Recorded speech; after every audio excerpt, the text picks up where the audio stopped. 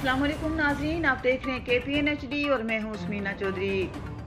Utility store से सस्ता आटा गायब, बाज़ आइटम के रेट आम दुकानों से भी ज़ायद वसूल करने का इंकशाफ। हुकूमत पाकिस्तान ने 8 अरब 28 करोड़ की सब्सिडी दी, अभी तक इसके समरात से गरीब आवाम महरूम। ज़िले इंतज़ामिया के किसी भी जिम्मेदार ने यूटिलिटी स्टोर की तरफ आने की जहमत गवारा न की। आटा, दालें, चावल, घी समेत किसी भी आइटम पर रेट सिरे से मौजूद ही नहीं। गरीब आवाम के टैक्सी से दी जाने वाली अरबों की सब्सिडी से गरीब के बजाय अरब और करोड़पति लोग मुस्तफीद हो रहे हैं। बाग में चेक एंड बैलेंस का निज़ाम सिरे से ही मौजूद नहीं। हुकूमत मकामी एहलकारान को छापामार टीमों से निकाल बाहर करे।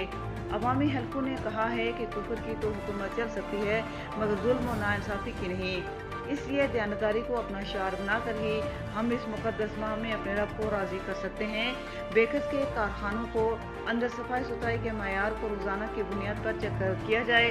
फूड अथॉरिटी चेकिंग के निज़ाम को बेहतर बनाने के लिए अब जानदार किरदार अदा करे और हराम खोर अफसरान और एहलकारान को इस मुक़द्दस माह में निगाह डालने के लिए किरदार अदा करे। मज़ीद न्यूज़ अपडेट्स के लिए देखते रहिए KPN HD।